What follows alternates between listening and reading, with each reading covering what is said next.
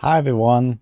Recently I was pushing GR150 here with my hardcore solo self-found Necromancer, and while doing that I came across the elite pack in Diablo 3. If you don't know exactly what I mean, I'm talking about the Illusionist Terror Demon with Enslaved Nightmare minions. And why is that one so good?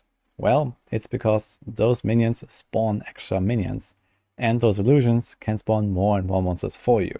You might have seen this in some of my old clears. I've had this happen a few times and made some videos about them, but I want to highlight this yet again because there are a lot of people that are not aware of this existing and how strong it is. So you see here, this is the combo. This is a Terror Demon. Those guys are from the Silver Spire in Act 4, and here's the Enslaved Nightmares. These are also from the Silver Spire map. And they can randomly appear as a combination of a yellow elite and those minions. This elite can also have succubus minions, so it's a 50-50 when you find the Terror Demon, and it has to be yellow, and it needs to have Illusionist. So usually illusions don't give any progression. However, those monsters spawn fresh monsters, and those are not illusions, those are real monsters. And those guys are spawning the biggest out of all of them. They spawn Metal Lords, Oppressors, and the chickens, and this leads to insane amounts of density appearing in a very short time frame. There are other infinite spawning monsters, but none are as good as this. The next best is a yellow Unburied that can come with Tomb Guardian minions. So those are the Act 1 monsters, the skeletal summoners, and they can also spawn tons of skeletons for you. There's a few other things like Illusionist Maggot Brutes, but they don't really help you all that much besides a bit of area damage. There's Illusionist Red Callers, kind of same story. However, the Illusionist Enslaved Nightmares is where it's at. And you will see here that this screen is starting to fill up real fast. So the way that you abuse this pack the best is you have to damage them very slightly. You have to make sure that the monsters are not 100% HP anymore. So they will start spawning illusions at around like 95% or so. And then you basically just like try to dance around the pool as they split into illusions and then start summoning their portals, and then the Metal Lord pops out and the oppressors and the chickens.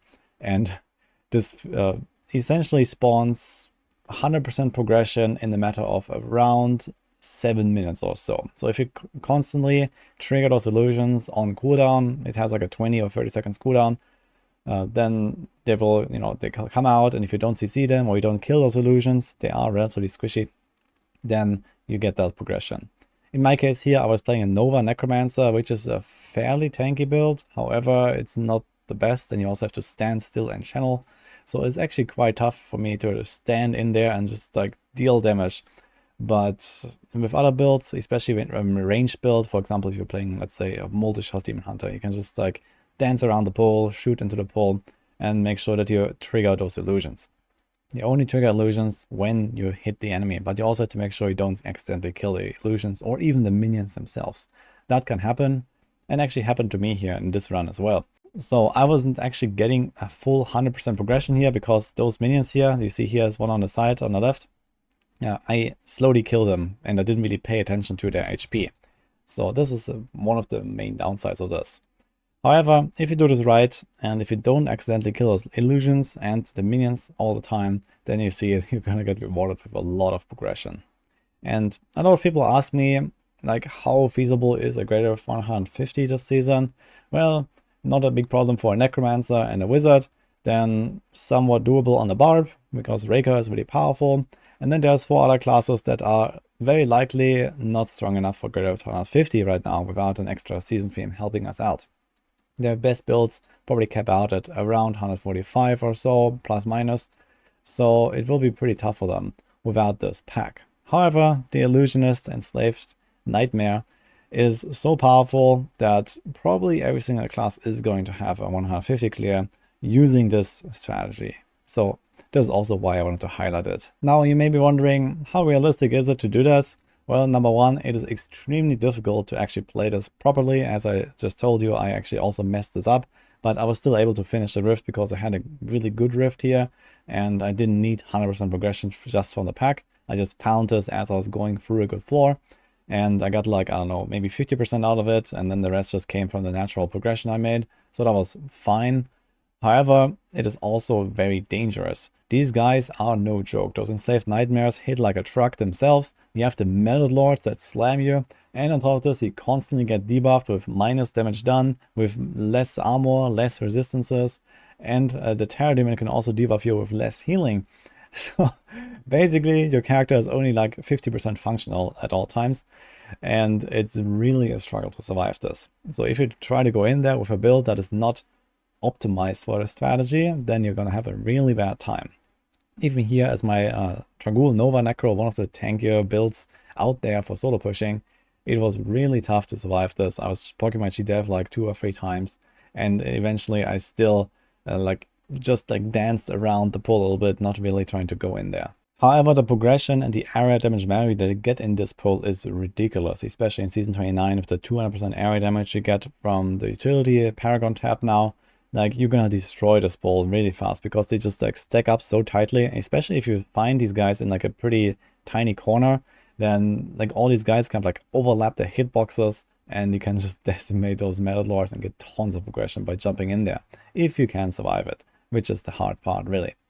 So realistically, if you want to follow such a strategy, you have to optimize your build for only this, because it needs to be way tankier than usual, and then you can use this to go maybe the last 5 tiers or so higher than normal, and actually try to do like a GR150 on, let's say, a Demon Hunter or a Witch Doctor or something like that this season.